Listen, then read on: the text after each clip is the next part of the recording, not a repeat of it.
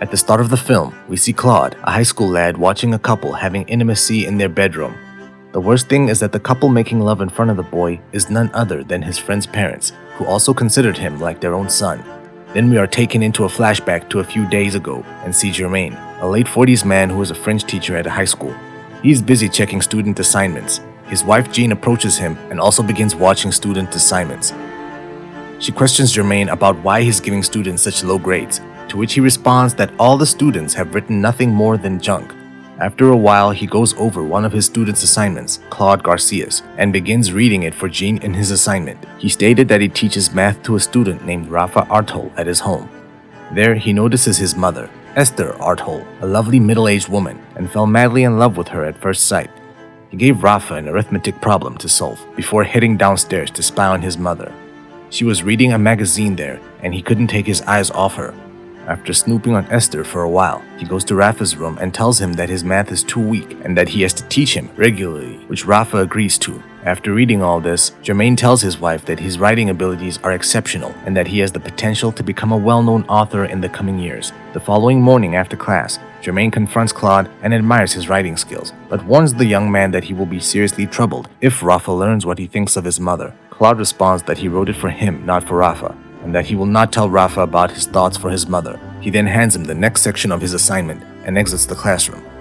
Germain brings Claude's assignment to his house and tells Jean everything he discussed with Claude, and then he begins reading the assignment. According to the assignment, this time when they went to Rafa's house, he noticed his mother was quite happy that Rafa was now getting better in math because of him.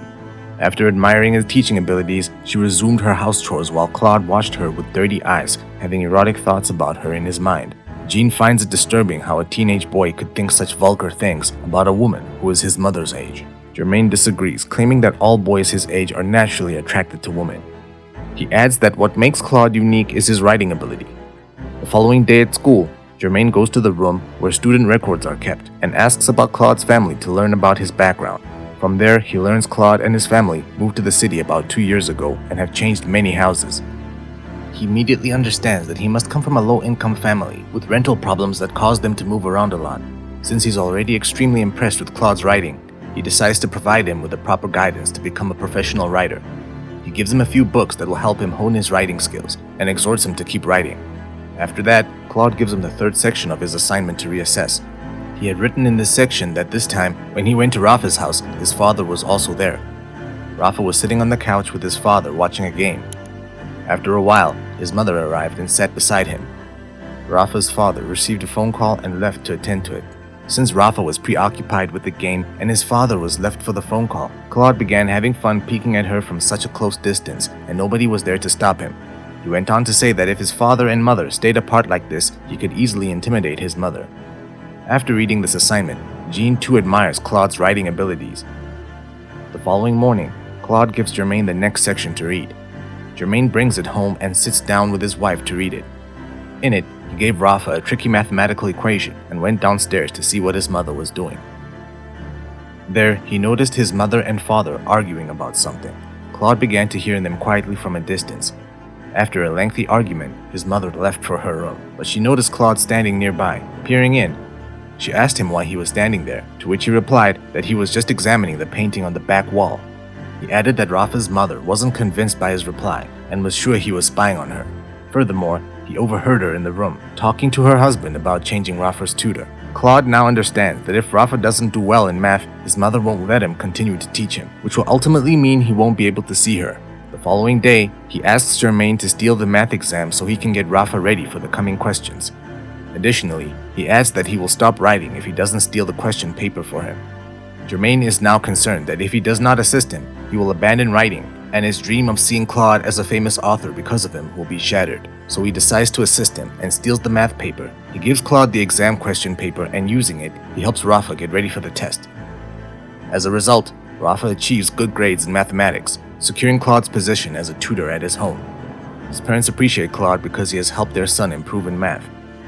Rafa's mother caresses Claude on the cheek, which he interprets as a positive sign in his mission of intimidating her.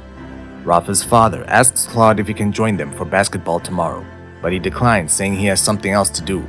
The following morning, when Claude learns that Rafa and his father left for basketball, He knocks on his door. His mother opens the door and asks him why he is here, to which he responds that he forgot his book there.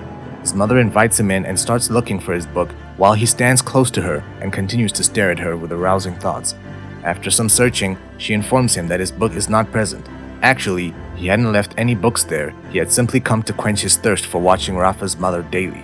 Then, after noticing her earrings, he informs her that his mother had the same earrings too, but she had died months ago.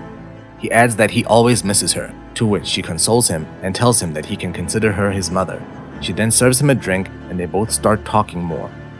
Claude had written all of this in his assignment, which he handed to Germaine.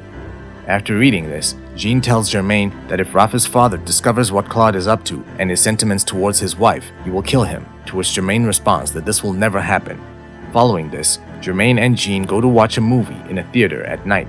They resume reading the next part of Claude's assignment, in which he writes that he had gotten late teaching Rafa, and it was already evening, so his father told him to stay in their house at night. Rafa took him to the guest room where he could spend the night there. Rafa kissed Claude unexpectedly, revealing his secret love for him. At night, he left the guest room and quietly entered Rafa's mother's room, where he began watching her sleep and fantasizing about having an intimate encounter with her. After reading this, Jean seriously thinks that Claude is behaving older than his age, but Germaine reassures her that it is normal for teenage boys to obsess over these things. As the days pass, Claude gets a bit closer to Rafa's mother.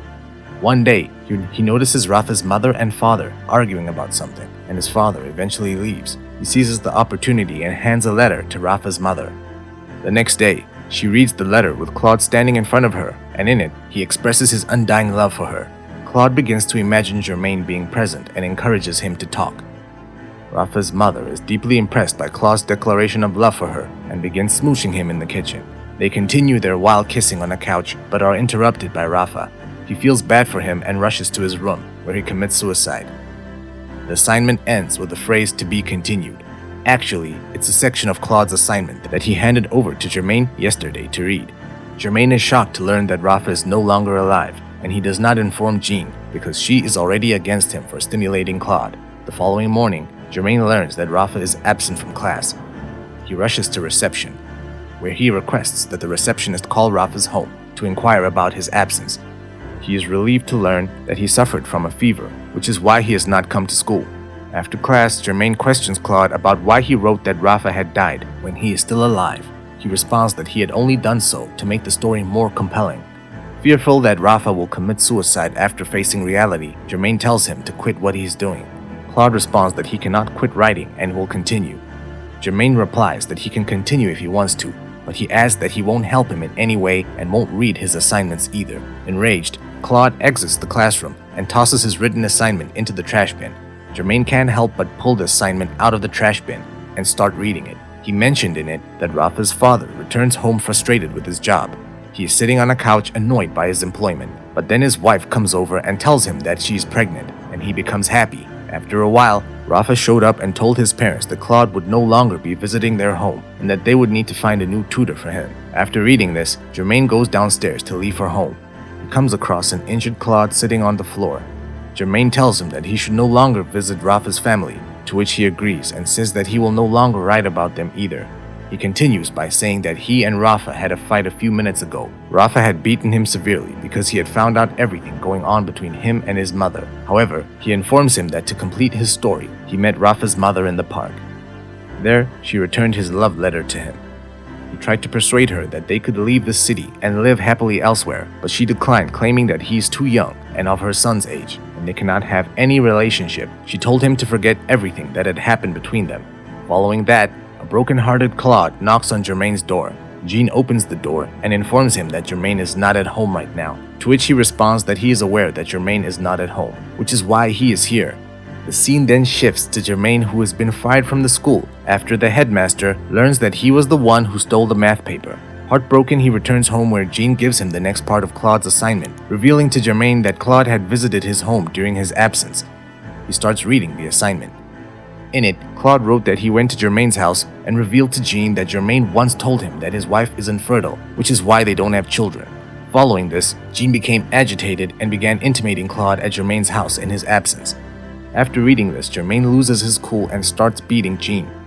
The movie ends with Germaine and Claude conversing with one another in a park, with Jermaine telling Claude that he can't believe he's still talking to the person who ruined his career and personal life, whereas Claude starts to laugh and reply, "I hope you enjoyed the recap. If so, then give this video a thumbs up.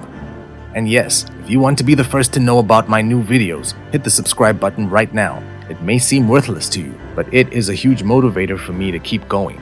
I'll see you in my next video.